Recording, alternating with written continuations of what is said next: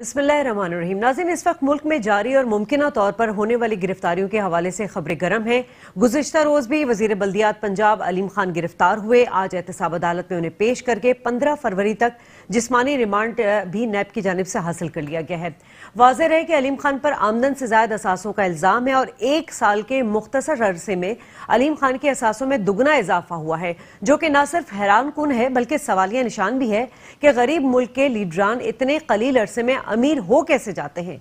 दूसरी जानिब money laundering case में भी तेजी नजर आ रही है। पाकिस्तान पीपल्स पार्टी की क़यादत के खिलाफ नैब के 30 रेफरेंसेस तैयार हो चुके हैं, जिसका मतलब यह है कि किसी भी वक्त तलबी, पेशी और गिरफ्तारियों का अमल शुरू हो सकता है।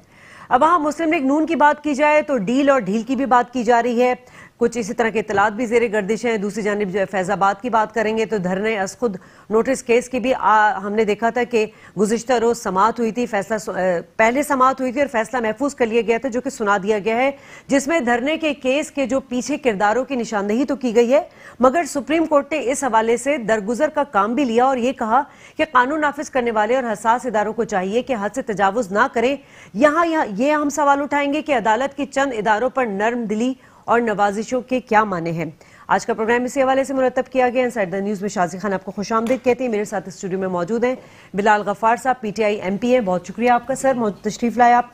नईम अहमद आवान ने हमें ज्वाइन किया, पाकिस्तान पीपल्स पार्टी के रहनुमा हैं। सबसे पहले तो मैं आपसे जो बात करना चाहूँगी, ये अलीम खान की जो गिरफ्तारी है कई हवालों से अहम करार दी जा रही है, लेकिन जो हुकूमत वक्त में इस वक्त अहम गिरफ्तारी को सियासी हरीफ इसे कुछ वो नैरेटिव तो जायल हो गया जो उनका चल रहा था कि जी सिर्फ सियासी हरीफों को निशाना बनाया जा रहा है, मगर क्या वाकई पाकिस्तान तहरीक इंसाफ के लिए कोई खतरे की घंटी बजी इस गिरफ्तारी से? बिस्मिल्लाहिर्रहमानिर्रहीम, थैंक यू, आपने मौका दिया। देखिए, जब वो कल गिरफ्तारी हुई उससे 2-3 चीजें बिल्कुल क्रिस्टल क्लियर हो गई कि एक तो नैब इंडिपेंडेंट है, वो आजादाना तौर पे काम कर रहा है और हमारा कोई पॉलिटिकल वेंडेटा नहीं है। पाकिस्तान तहरीक इंसाफ पॉलिटिकल विक्टिमाइजेशन में कोई बिलीव नहीं करती। फर्स्ट टाइम ये हुआ है कि एक सीनियर मिनिस्टर अरेस्ट हुए। अब जो अपोजिशन जो कहते हैं कि ये बैलेंसिंग एक्ट है या व्हाटएवर वो जो रीजंस देते हैं, हमारा काम अपोजिशन को सेटिस्फाई नहीं करना। इसमें हमारा काम है कि अक्रॉस द बोर्ड अकाउंटेबिलिटी होगी। हमारा मैनिफेस्टो यही था, एंटी करप्शन ड्राइव, और अगर हमने अकाउंटेबिलिटी पे कोई कॉम्प्रोमाइज किया तो हम लोगों के सामने क्या जवाब देंगे? तो हमारा तो सिंपल स्टांस है कि अक्रॉस द बोर्ड अकाउंटेबिलिटी होनी चाहिए, जो भी हो। इसमें आपने अलीम खान साहब की बात की, हम समझते हैं कि वो नैब के सामने पेश होंगे, वो अपने आप को क्लियर करेंगे, और उन्होंने जिस तरह कहा है कि मैं अपने आप को क्लियर करूंगा, अभी उनके ऊपर इल्जाम है, वो क्लैरिफिकेशन है। अगर नैब के सामने इंक्वायरी हो रही है तो वो नैब इंडिपेंडेंटली उनके साथ काम करिए। हमारी तरफ से जो कोई नेगेटिव तो शहबाज शरीफ साहब पर भी था ना, और दीगर सियासी हरीफों पर भी है। नहीं, पहले आप उन्हें क्यों डिक्लेयर कर देते चोर डाकू और इस तरह बाहर निकल कर? उसमें देखें बहुत से डिफरेंसेस हैं। पहले इनके ऊपर ये हम पे ये इल्जाम डाला जाता था कि एक वन साइडेड अकाउंटेबिलिटी है। यही इल्जाम आते हैं ना, ऑफशोर कंपनी, आमदन से ज्यादा असास से इख्तियारात का गलत इस्तेमाल, रिकॉर्ड में रद्दोबदल, यही इल्जाम आते हैं। यही इल्जाम आसिफ अली जरदारी पर भी लगाए जा रहे हैं। There is a lot of difference. मैं आपको बताता हूँ, नवाज शरीफ प्रूव नहीं हुआ है कहीं पर। देखिए, मैं आपको प्रूव नहीं हुआ ना, मैं यही तो कह रहा हूँ। उस वक्त होता है जब नवाज शरीफ साहब के जो पनामा केस का स्कैंडल आया कि उनके पास फ्लैट्स हैं, उन्होंने एक्सेप्ट किया कि ये हाँ मेरे अपार्टमेंट, लेकिन उनको अकामे पर हटाया गया है, उनको करप्शन पे नहीं हटाया गया। उसके बाद जो एवन फील्ड और दूसरे जो मेफेयर अपार्टमेंट्स की जो भी है ना डिसीजंस आए, मेरी आप सुने बात, उसमें आप नवाज शरीफ साहब को कहा गया कि आप अपने प्रूफ्स बता दें, मनी ट्रेल बता दें कि ये आपने पैसे कहां से दिए। आज तक वो मनी ट्रेल नहीं आई। ठीक है, जहां तक आप पीपल्स पार्टी की बात कर रहे हैं, मनी लॉन्ड्रिंग की बात कर रहे हैं, फेक अकाउंट्स की बात कर रहे हैं, अलीम खान साहब पे क्या मनी ट्रेल है? मुझे बताएं कि एक साल में उन्होंने 41 करोड़ जो है उनकी दुगना इजाफा हो गया ना। यही कह रहा हूं, ये इलेक्शन कमीशन में जो डॉक्यूमेंट्स है उसकी फिगर मैं बता रही हूँ आपको। तो मैं यही कह रहा हूँ ना कि Aleem Khan is in the better position कि वो बताएंगे और वो नैब के सामने अपनी क्लियरेंस देंगे, और वो हम समझते हैं कि चाहे अगर मैं भी हूँ, जो भी हो, अगर किसी ने भी गलत काम किया है तो उसको सजा मिलनी चाहिए। ठीक है, लेकिन इमरान खान साहब यहाँ जो है ना वो फंस चुके हैं, क्योंकि अलीम खान साहब उनके लिए जितने अहम थे, ये हमारा पार्टी का कल्चर 2005 से 2007 तक जो है यूके और यूएई में उनकी जो ऑफशोर कंपनियां रही हैं, तो इमरान खान साहब को इसके बारे में पता नहीं था, केसेस तो पहले से उनके ऊपर थे। ये हमारा पीटीआई का कल्चर देखें कि जब अगर किसी के ऊपर कोई इल्जाम आया तो उन्होंने रिजाइन किया। अच्छी बात है, अच्छी बात है। नईम साहब, इस मुल्क में ना घी, इस मुल्क में ना हम देखते हैं कि आटा मिलता है, ना यहाँ पर दवा मिलती है। गरीब का जो मकान का ख्वाब है वो तो फिर वो दीवाने का ख्वाब करार हो जाता है। कैसे इस गरीब मुल्क के जो है हुक्मरान इतने अमीर हो जाते हैं कि सरे महल बन जाता है, अरबों खरबों के असासे बन जाते हैं, किस तरह हो जाता है? कौन सी जादू की छड़ी है यहाँ? बिस्मिल्लाहिर्रहमानिर्रहीम। देखिए, मैं एक बात बताऊं आपको, 2018 के इलेक्शन से पहले एक जमात ने एक नारा लगाया था, मदीने की रियासत और 2 पाकिस्तान नहीं एक पाकिस्तान। फिर एम्पायर की उंगली हमें अभी भी याद है ना, कौम को अब तक वो एम्पायर की उंगली याद है। फिर पार्लियामेंट पे लानत भेजना, फिर टीवी स्टेशनों पे हमले करवाना, और 2008 के इलेक्शन के अंदर 3 सूबों में अक्सरियत के साथ जीतने के बाद एक सूबे में नाकामी के बाद जो 100 दिन का एजेंडा इन्होंने पाकिस्तान को जो दिया था, अपोजिशन ने नहीं कहा इनको, लेकिन जो एजेंडा था कि गरीब आदमी बगैर इलाज नहीं सोएगा, अमीर आदमी टैक्स भरेगा, गरीब आदमी मजे करेगा, तमाम गवर्नर हाउसेस गिरा देंगे, उनको लाइब्रेरियां बना देंगे, वजीर आजम पार्लियामेंट पे साइकिल पे जाता है। और कमाल बात ये, आफिया सदीकी भी को ले आएंगे। फिर यही बात अगर आपको याद होगा तो आईएमएफ को हम कर्जा देंगे, हम लेंगे नहीं, आईएमएफ को कर्जा देंगे।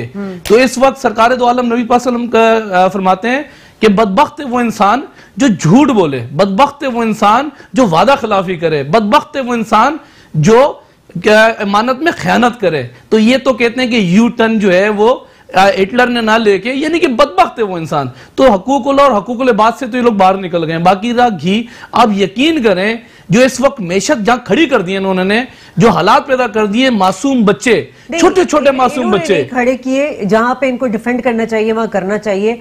पिछली हुकूमतों ने किए जिन्होंने बारियां ली हैं। देखिए मईशत एकदम ब्लिंक एंड आई नहीं हो सकता कि मईशत तबाह हो जाए।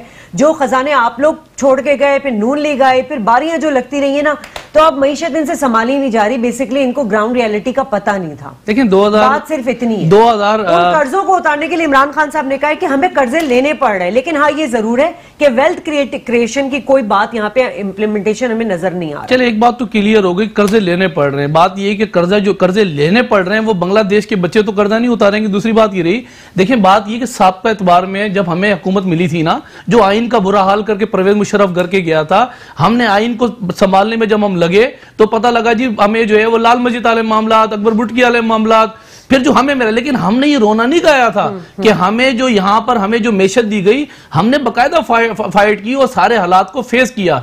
यहाँ रोना गाना नहीं किया, चोर चोर ये ढूंढते रहे, चोर ढूंढते ढूंढते आखिर में क्या निकला, अलीमा खान निकल के आई। उसने साबित किया जुर्माना अदा करके कि हाँ मैंने चोरी की। हम कहते हैं बात ये तसाब हो ना, क्रॉस द बोर्ड हो, बहन के लिए तसाब और उसको एनआरओ दे दिया जाए, और बाकी जो लोग इस वक्त गिरफ्तार हैं, जो लोग इस वक्त जेलों में पड़े हुए हैं, उनके साथ जो कुछ इस वक्त कौम देख रही है, बहरहाल वो वक्त दूर नहीं है, कौम बहुत समझदार हो चुकी है। ये लोग जो नारा लगा के आए थे ना मदीने की रियासत का, IIPTI, अभी अवाम यकीन करें हुई के अलावा कुछ निकल नहीं रहा अवाम से। तो बहरहाल देखेंगे आगे जो कुछ होगा वो भी आपके सामने ही होगा। ठीक है। अच्छा बिलाल साहब, ये तो आप पे अपोजिशन जमातें इल्जामात लगाती रहेंगी, चाहे अलीमा खान वाला मामला कि भाई सिलाई मशीन इतनी मईशत को उन्होंने सपोर्ट किया।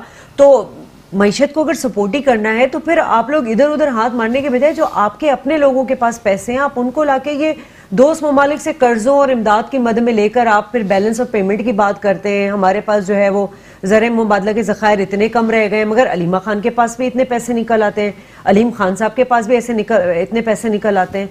इसके लिए तो फिर आपको, क्योंकि हुकूमत वक्त में सवाल तो आपसे होगा। मेरे भाई ने 2-3 बातें की, मैं जो चीजें हैं वो फैक्ट्स एंड फिगर्स जो हैं वो लाना चाहता हूँ। इन्होंने सबसे पहले बात की अलीमा खान की। अलीमा खान कभी भी पाकिस्तान तहरीक इंसाफ के ऑफिस होल्डर नहीं रही, कभी भी पब्लिक ऑफिस होल्डर नहीं रही, कभी भी इमरान खान साहब ने ये नहीं बताया कि वो मेरी डिपेंडेंट है, या अलीमा खान ने कभी ये डिक्लेयर नहीं किया कि मैं इमरान खान की डिपेंडेंट हूं। तो ये मेरी बात सुन ले, मैंने वो भी बताया जो थी, वो बताया ना, कहां थी वो? मैं आपके बीच में नहीं बोला, लेट मी कंप्लीट। जी जी करें, बात करें। ठीक है, ये डिफरेंस है मरियम नवाज और अलीमा खान का। दूसरा, जो एमनेस्टी स्कीम दी थी उस पर अलीमा खान ने वो एमनेस्टी स्कीम अवेल की। अब अलीमा खान का जो केस है वो एफबीआर रिलेटेड केस है, उसमें कहीं मनी लॉन्ड्रिंग, कहीं फेक अकाउंट और कहीं करप्शन की बात नहीं है। मुझे एक बात बताएं, ये जो फेक अकाउंट है उसका आपने क्वांटम देखा है? जो 12 अकाउंट सामने है उसमें 41 बिलियन रुपीस हैं। क्यों इनके अकाउंट में पैसे नहीं निकलता, आपके अकाउंट में पैसे नहीं निकलते? ये तो मीडिया सेल के इंचार्ज हैं, पूछे कौन था वो मुस्तफा जो आसिफ जरदारी के फिजियोथेरेपिस्ट थे, 8.3 बिलियन रुपीस उनके अकाउंट से निकले।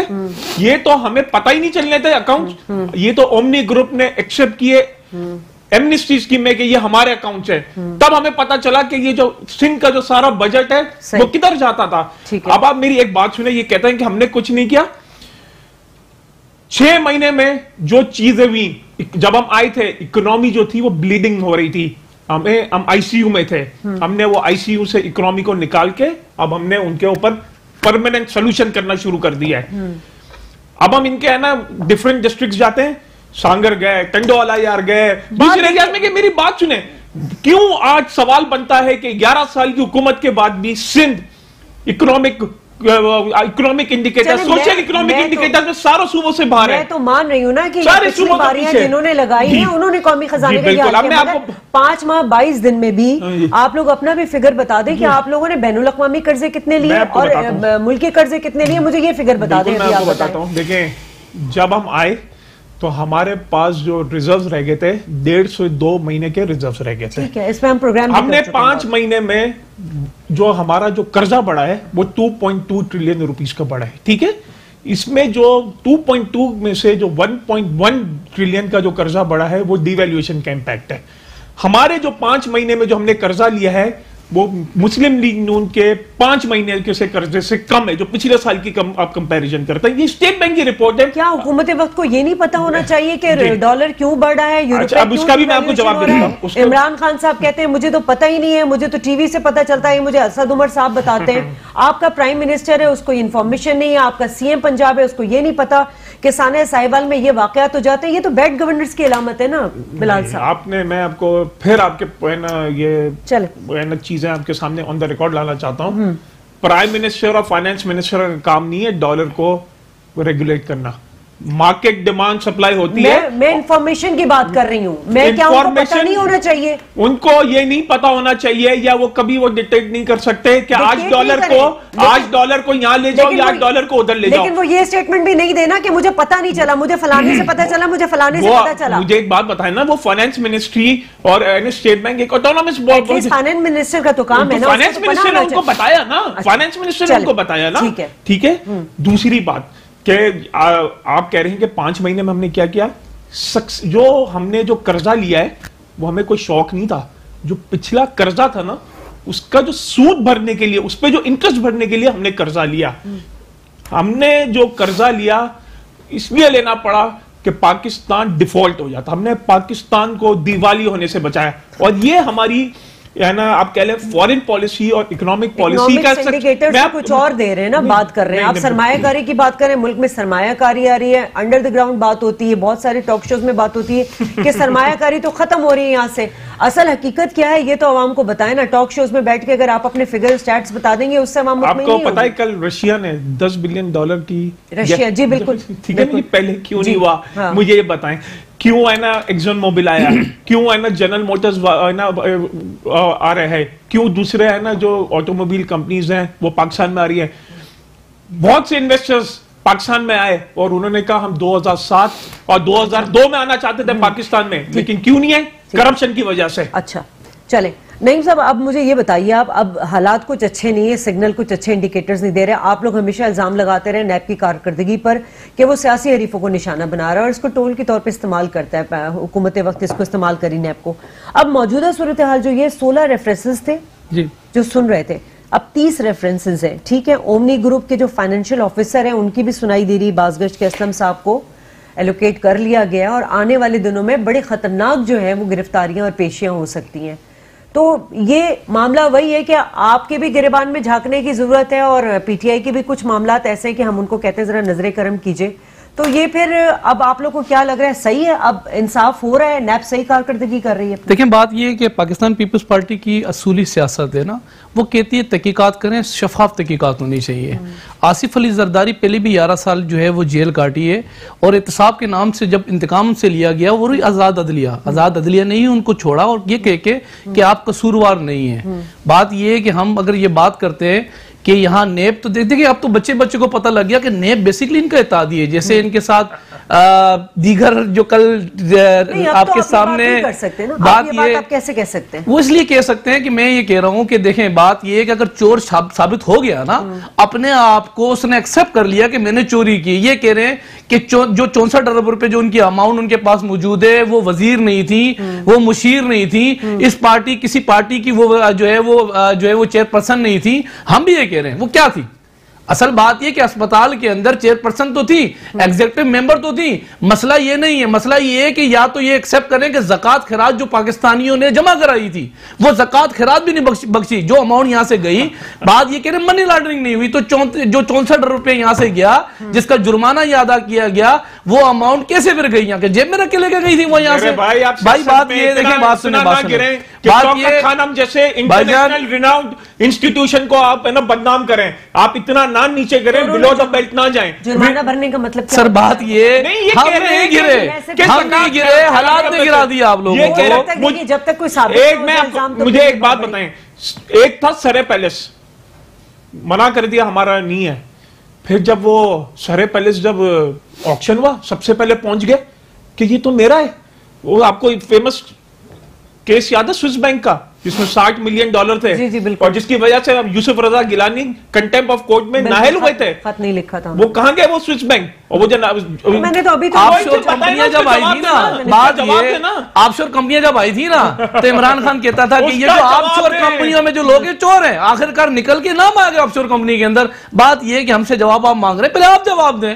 आप लोगों ने क्या किया अभी फिर आप बताएं। 6 माह के अंदर हर उस मंसूबे में जो मंसूबे हुए हैं उसमें जाते हैं आप लोग अपनी वो लगा के आ जाते हैं। एक बंदे ने अभी डिक्लेयर किए एमनेस्टी स्कीम में पता नहीं 5-6 अरब रुपए, वो तो बिल्कुल इनके लिए कोई मायने नहीं करते ना। उसका एड्रेस क्या है? फरियाल तालपुर के घर का एड्रेस। डिनाई करते नहीं, ये गलत बात है। चले बात वही है, इनके तो नौकर भी अरबपति हैं। बात यही है कि एहतसाब जो है वो सबका होना चाहिए। अब आगे जो मामलात नजर आ रहे हैं, और ये जो हुकूमत और अपोजिशन के जानिब दोनों एतराफ में जो हम देख रहे हैं कि इस वक्त सियासी गर्मा गर्मी एहतसाब को लेकर, तो क्या शिकंजा और भी कसा जाएगा? अभी काफ लीग के काफी लोग हैं, अभी हमजा शहबाज शरीफ हैं, अभी नवाज शरीफ शहबाज शरीफ हैं, और पीटीआई के और भी बहुत हैं, वजीर दिफा साहब हैं, CM KP के हैं। क्या इनके खिलाफ भी जो नैब कार्रवाई करेगी? बात करेंगे इस ब्रेक के बाद। वेलकम बैक नाज़रीन। और बात हो रही है आजकल जो गिरफ्तारियों के हवाले से गर्मा गर्म माहौल है, और पाकिस्तान जो है जिसको गरीब और मकरूज मुल्क कहा जाता है, मगर हैरत की बात है कि इस मकरूज और गरीब मुल्क के जो हुक्मरान हैं वो अरबों खरबों के असासे रखते हैं। इस वक्त हमारे साथ मतीउल्लाह जान मौजूद हैं, सीनियर सहाफ़ी हैं, तज़िया निगार हैं। बहुत शुक्रिया सर, आपने हमें वक्त दिया। सर, ये जो गिरफ्तारी हुई है अलीम खान साहब की, इसकी टाइमिंग को किस तरह देख रहे हैं आप? क्या हुकूमत वक्त को ये गिरफ्तारी जो है ये कोई बड़ी गिरफ्तारियों का पेश खेमा साबित हो सकती है? कोई माहौल बनाया जा रहा है, या वाकई अब एहतसाब अक्रॉस द बोर्ड हो रहा है? देखिए, आप अच्छी तरह जानते हैं कि हमारे नैब के इदारे जो है वो जस्टिस रिटायर्ड जावेद इकबाल की निगरानी में, और जो सुप्रीम कोर्ट का जो इदारा था चीफ जस्टिस साकिब निसार की निगरानी में, वो जो कुछ भी कर रहा था वो मीडिया की तवज्जो हासिल करने के लिए ही कर रहा था। और ये महज कोई इत्तेफाक नहीं कि जिस दिन ये गिरफ्तारी हुई है उसी दिन सुप्रीम कोर्ट से एक ऐसा बड़ा फैसला आया था जिसने पाकिस्तान की सियासी तारीख के पोशीदा जो कुव्वतें हैं उनको बेनकाब कर दिया था। और वो जो धरना फैसलाबाद में हुआ था, उस हवाले से जस्टिस काजी फायज ईसा की एक तारीखी जजमेंट आई जिसमें हुकूमत, वज़ारत दफा और जो अफवाज पाकिस्तान के सरबराह ने उनको हुक्म दिया गया था कि जो उनके मातहत सियासी सरगर्मियों में मुलव्वस एहलकार है उनके खिलाफ कानून के मुताबिक कार्रवाई की जाए। तो जो अलीम खान की गिरफ्तारी हुई उससे मीडिया को बड़ी तादाद में मीडिया को एक बहाना मिल गया, एक्सक्यूज मिल गया कि वो अलीम खान के ऊपर टॉक शोज करें, क्योंकि आपको पता है कि टॉक शोज का एजेंडा इसी तरह सेट होता है। नैब या सुप्रीम कोर्ट साकिब निसार की जो थी उस तरफ से कोई बड़ी डेवलपमेंट होती थी और फिर टॉक शोज उस पर होते थे। तो उस दिन भी टॉक शोज से कुछ मीडिया ने अपनी इज्जत बचा ली कि उन्हें जस्टिस काजी फायज ईसा के जो फैसला है उस पर बात नहीं करनी पड़ी, और अलीम खान की गिरफ्तारी वाकई एक बड़ी डेवलपमेंट थी जो शायद उसी दिन होनी थी जिस दिन धरना केस का सुप्रीम कोर्ट से फैसला आना था। तो ये सारी मीडिया गिमिक्री है जिसमें जस्टिस रिटायर्ड जावेद इकबाल जो है, आपको याद होगा 25 जुलाई के इलेक्शन से पहले भी इन्होंने ऐसी कार्रवाइयां डाली, गिरफ्तारियां, केस, रेफरेंस, कि जिससे एक मखसूस सियासी जमात के तमाम लीडरान की सियासी साख जो है वो पूरी तरह मुतासर हुई थी। और इलेक्शन से पहले एक माहौल बनाया नैब के chairman justice retired Javed Iqbal ने और साबिक चीफ जस्टिस साकिब निसार ने। तो जिस माहौल में यह साबित करना मकसूद था कि जो हुक्मरान जमात उस वक्त की है वो इंतहाई करप्ट है और बस ये जाने वाले हैं और ये तो गिरफ्तार हो रहे हैं तो जेलों में है, ताकि उनके वर्कर और वोटर बाहर निकल के उनको इलेक्शन में भी सपोर्ट ना करें। और जो गंद डालना था एस्टैब्लिशमेंट ने 25 जुलाई में जो कुछ हुआ, जो रिगिंग हुई, उसकी मज़ामत भी ताकि कोई करने जोगा ना रहे। तो नैब की इन गिरफ्तारियों के ऊपर हम ना चाहें तो अच्छा है। जो इससे पहले भी गिरफ्तारियां होती रही हैं उन केसों का क्या अंजाम हुआ मुझे आपको याद दिलाने की जरूरत नहीं। ये सब गिरफ्तारियां एक दिखावा होता है और मखसूस वक्त पे इस तरह के फैसले किए जाते हैं ताकि मीडिया का एजेंडा आप फैजाबाद धरने की बात कर रहे हैं तो मैं भी थोड़े से सवालात मेरे जहन में आ रहे हैं, जसारत करना चाहूंगी कि मैं पूछ लूं। सबसे बड़ी जो चीज एक मुझे नजर आई, ये चीफ जस्टिस साबिक चीफ जस्टिस साकिब निसार ने जो है 21 नवंबर 2017 को खुद नोटिस लिया था। आपकी नजर में क्या ये धरना इतना बड़ा नहीं था? क्या इससे मईशत की तबाही नहीं हुई? क्या इसमें जाने नहीं गई कि जो कल फैसला जो उनकी वेबसाइट पे दिया गया है सुप्रीम कोर्ट की, सारा पस मंजर और पेश मंजर जो है वो जो उसमें किरदार थे उनको पॉइंट आउट तो किया गया, मगर ना किसी शख्स को ना किसी इदारे को उन्होंने कोई सजा दी। तो ये इसको किस तरह देख रहे हैं आप ये मुझसे ही सवाल कर रही हैं? जी मैं आपसे सवाल कर रही हूँ। जी ये आपने बात दुरुस्त फरमाई है और ये एक फैसला जो है ये कोई ऐसा फैसला नहीं है कि इसमें कोई इंकशाफ हुआ है। इस फैसले में पहली बार सुप्रीम कोर्ट की सतह पर जो है रिकॉर्ड पे ये वो बातें लाई गई हैं जो हम खुसर फुसर में या सरगोशियों की हालत में करते थे या ऑफ द रिकॉर्ड बातें करते थे। इस फैसले के अंदर पहली बार सुप्रीम कोर्ट की सतह पर सीनियर तरीन फौजी हुकाम और उन लोगों की निशानदही भी की गई है जो कि बज़ाहिर सियासी सरगर्मियों में मुलव्वस हैं, और खास तौर पे फौज के तर्जुमान जो मेजर जनरल आसिफ गफूर हैं उनका वो बयानात जिसमें वो कहते थे कि इलेक्शन बड़े शफाफ हुए हैं, उनको भी एक सियासी बयान करार दिया है सुप्रीम कोर्ट ने। ये कोई मामूली बात नहीं है जब तक इसको कोई समझे। उसके अलावा भी जो लोग धरने वालों में पैसे बांटते रहे हैं, बाबरती अफसरान, उनका भी जिक्र आया है। तो बहुत सी बातें की गई हैं। 12 मई का जिक्र आया है, जनरल मुशर्रफ का एमकेएम का उसमें किरदार का जिक्र आया है कि अगर उसमें इंसाफ हो जाता तो ऐसे लोगों को जो है वो सड़कों पे पुरतशद्दद मुजाहरों के जरिए हुकूमत के खिलाफ साजिशें करने का मौका ना मिलता। तो ये बड़ा ही एक तारीखी फैसला है और आप देखें कि मैं ये समझता हूँ कि इस फैसले का फॉलो अप डेफिनेटली होना चाहिए, क्योंकि बाकायदा डायरेक्शन दी गई हैं, हदायत दी गई हैं फौज के सरबराहान को, हुकूमत और वजारत दिफा को कि सियासी सरगर्मियों में मुलव्वस जो उनके एहलकार हैं उनके खिलाफ कानून के मुताबिक कार्रवाई की जाए, और कुछ लोगों की तो बाकायदा निशानदही भी की गई है। इसमें अजहर खान केस का भी हवाला दिया गया मतीउल्लाह साहब, और ये भी कहा गया कि कानून नाफिज करने वाले इदारे और हसास इदारे, खास तौर पर उन्होंने नाम लिया कि हसास इदारे जो है वो हुदूद से तजावुज ना करें। तो ये इस रिमार्क्स को आप किस तरह देख रहे हैं? देखिए बड़ी अहम बात जो उन्होंने की है, असगर खान केस का भी हवाला दिया। उन्होंने ये कहा कि जो इंटेलिजेंस एजेंसीज हैं, जो खुफिया इदारे हैं, हुकूमत को चाहिए कि उसके बारे में कानून साजी करें, और ये वो मुतालबा है कि जो बहुत से सियासतदान पहले करते रहे हैं, जिसमें पाकिस्तान पीपल्स पार्टी के सेनेटर फरतुल्लाह बाबर बतौर सेनेटर पेश रहे हैं। किसी जमाने में उन्होंने बिल भी एक टेबल किया था, मगर ये वो बुनियादी इश्यूज हैं जिनको जब तक एड्रेस नहीं किया जाता उस वक्त तक जो है ये तशद्दुद और धरने और मुजाहरे जो है हुकूमतों को गिराने के लिए होते रहेंगे। आपको अगर याद हो कि डी चौक में जो धरना हुआ था ये अगस्त 2014 में, उस धरने के दौरान तहरीक इंसाफ के अपने एक सेंट्रल एग्जीक्यूटिव कमेटी के ब्रिगेडियर साइमन शरीफ थे, जिन्होंने मेरे ही प्रोग्राम अपना गिरमान में इंकशाफ किया था कि उस वक्त के खुफिया इदारे जो है उनका तहरीक इंसाफ के रहनुमाओं से बाकायदा राब्ता था, और उन्होंने ये भी इंकशाफ किया था कि वज़ीर आज़म नवाज शरीफ ने जनरल वाहिद शरीफ को बुला के कोई ऑडियो टेप भी सुनाई थी जिसमें इस तरह के राब्ते और गुफ्तगू हो रही थी।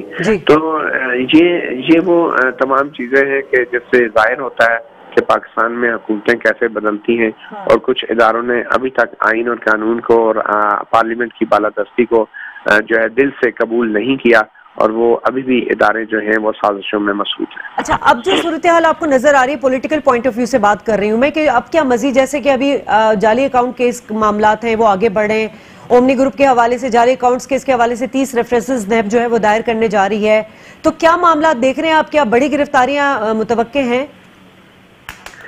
देखिए, डेफिनेटली इसमें गिरफ्तारियां बिल्कुल मुतवक्के हो सकती हैं, मगर हमें ये जहन में रखना चाहिए कि जस्टिस रिटायर्ड जावेद इकबाल जैसे जो लोग हैं जो कि इंतहाई मौका परस्त और वकला तहरीक के दौरान भी उन्होंने सरकारी नौकरी पकड़ ली थी, प्रेस काउंसिल के चेयरमैन बन गए थे, और जब जजेस बहाल हुआ तो दोबारा आके जज बन गए थे।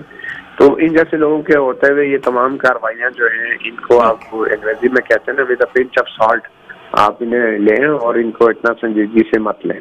ठीक, चले, बहुत बहुत शुक्रिया मतीउल्लाह साहब। आप शॉर्टली, क्योंकि वो कुछ हमारी टेक्निकल प्रॉब्लम भी आ गई है, तो जरा शॉर्टली बिलाल साहब आप इस पे क्या कमेंट्स करना चाहेंगे? जो इन्होंने अभी मतीउल्लाह साहब ने जो बातें की, बड़े स्वीपिंग स्टेटमेंट्स दे दिए, सबको मलाइन कर दिया। Ex chief justice Saqib Nisar भी कसूरवार, जावेद इकबाल साहब भी कसूरवार।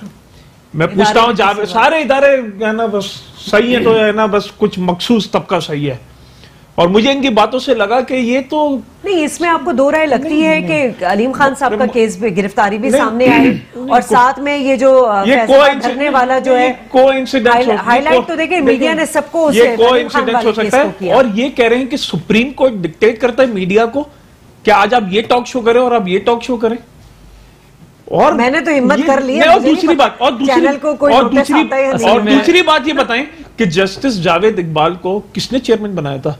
नवाज शरीफ और जरदारी साहब ने बनाया था। तो फैक्ट्स एंड फिगर्स तो ये, यही तो बात आप, और आज जब हमने, और जो केसेस बने हैं जो पीपल्स पार्टी पे या नवाज शरीफ पे, उसमें पाकिस्तान तहरीक इंसाफ का तो कोई रोल ही नहीं है।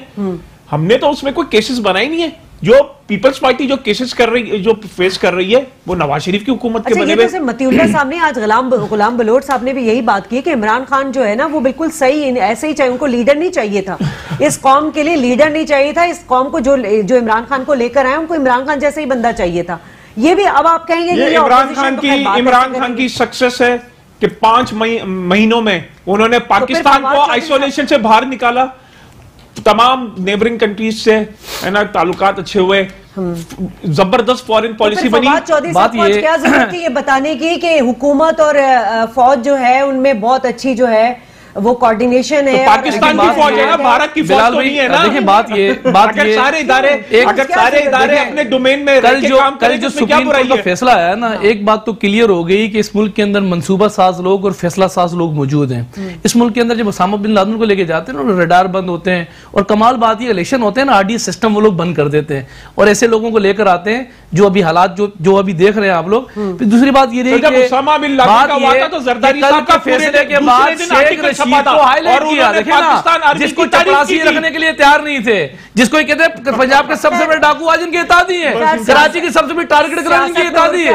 ये वो बात ये उस पार्टी की बातमानी कर रहे हैं जिन्होंने सरगोदा बाई इलेक्शन में 34 वोट लिए हैं, ये उसकी बात कर रहे हैं। ये तो खत्म हो गई। तो सर मैं भी उसी पार्टी की बात कर रहा हूँ ना, जिस पार्टी में, जिसको कराची में टोटल 30 सीटें मिली है, 99 सीटें तो हम भी लेके यहाँ बैठे हुए हैं। हम तो उस पार्टी की बात कर रहे हैं। केपीके की 5 साल हुकूमत का जो इन्होंने हाल किया ना केपीके का, वहां से मूंगफली वाले भी कराची में आते आते कमाने के लिए, अगर मोची भी इधर ही आते कमाने के लिए, ट्रांसपोर्टर भी आते हैं। कैसे मिल गया? देखिए बात ये, जहां जहां खलाई मखलूक इनको लेकर आई ना, जहां जहां इलेक्शन, सर मैं बताता हूं, जिस पोलिंग एजेंट, मैं आपको बताऊं, हमारा जो झाला था ना, जिस पोलिंग स्टेशन के अंदर झाला बगैर 1000 रुपये लेके बैठा था ना, जहां एंट्री नहीं आने दी ना खलाई मखलूक को, वहां से हम जीते। और जहां खलाई मखलूक दाखिल हुई है, जहां खलाई मखलूक दाखिल हुई है, आज ये रस्साकशी से निकलकर ऑपोजिशन जमातें और हुकूमतें, सूबाई हुकूमतें कब अपना काम करें? देखिए बात ये, हमने सिंध में इनको एक्सपोज किया है, बात ये कि केपीके से निकले थे, जो हालात वहां पे, मैंने कहा ना, जो हालात वहां करके आए ना, वो एजुकेशन का निजाम बताऊं आपको, टोटल वहां पर प्राइमरी स्कूल वहां पर 22,000 है, सेकेंडरी 150 वहां पर है। सही नहीं है नईम साहब। बहरहाल प्रोग्राम का वक्त खत्म हो रहा है, मैं आप लोगों का शुक्रिया अदा करना चाहूंगी। नाज़रीन, हालात जाहिर यही करें कि सियासी महाजराई जो है वो, लेकिन ये जो है ये मुल्की मुफाद के लिए अच्छा नहीं है। प्रोग्राम से शाजिया खान को इजाजत दीजिए, अल्लाह ने के बाद।